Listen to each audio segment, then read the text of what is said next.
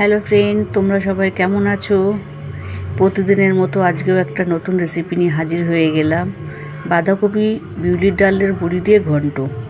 বাঁধাকপি কেটে নিয়েছি, আলু কেটে নিয়েছি, বড়ি নিয়েছি আমি এখানে, আর নিয়েছি আদা, পেঁয়াজ, রসুন আর কাঁচা লঙ্কা। আর লাগবে আমার নুন, চিনি, হলুদ, লঙ্কা, জিরের গুঁড়ো, ধনের গুঁড়ো।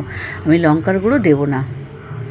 চলো এবার বাঁধাকপি আর আলুগুলো একটু ভালো করে সেদ্ধ করে নেব। একটা প্রেসার কুকারে দিয়ে দিলাম, দিয়ে দুটো সিটি দিয়ে নেব। আর এদিকে তেল বসিয়েছি, তেলটা গরম হয়ে গেছে। প্রথমে বিউলি ডালের বড়িগুলোকে লাল লাল করে ভেজে নিতে হবে আমাকে। তারপর ওই তেলের মধ্যে তেজপাতা আর জিরে ফোড়ন দিয়ে মশলাগুলো দিয়ে দেবো। মশলাগুলো ভালো করে লাল লাল করে ভাজবো আমি। এদিকে প্রেসার কুকারে সিটি পড়ে গেছে আমার। মশলাগুলো ভালো করে ভেজে নিতে হবে আমাকে। তারপরে গুঁড়ো মশলাগুলো দিয়ে দিলাম। গুঁড়ো মশলাগুলো দিয়েও ভালো করে ভেজে নেব। তারপরে সামান্য একটু জল দিয়ে কষিয়ে নেব ভালো করে কষানো হয়ে গেলে সেদ্ধ করা বাঁধাকপিগুলো ওর ভেতরে দিয়ে দেবো।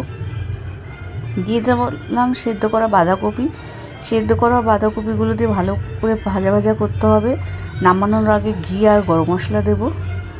তোমরা ওটা তৈরি করে খাবে, গরম ভাতে খুব ভালো লাগে খেতে। তো রুটি পরোটার সাথেও খাবে তোমরা।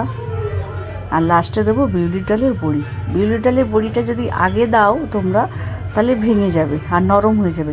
এইগুলো একটু শক্ত কড়কড় করবে, খেতে খুব টেস্ট হয়। তাহলে হয়ে গেছে। রেসিপিটা দেখে যদি কারো ভালো লাগে তাহলে তোমরা তৈরি করে খাবে।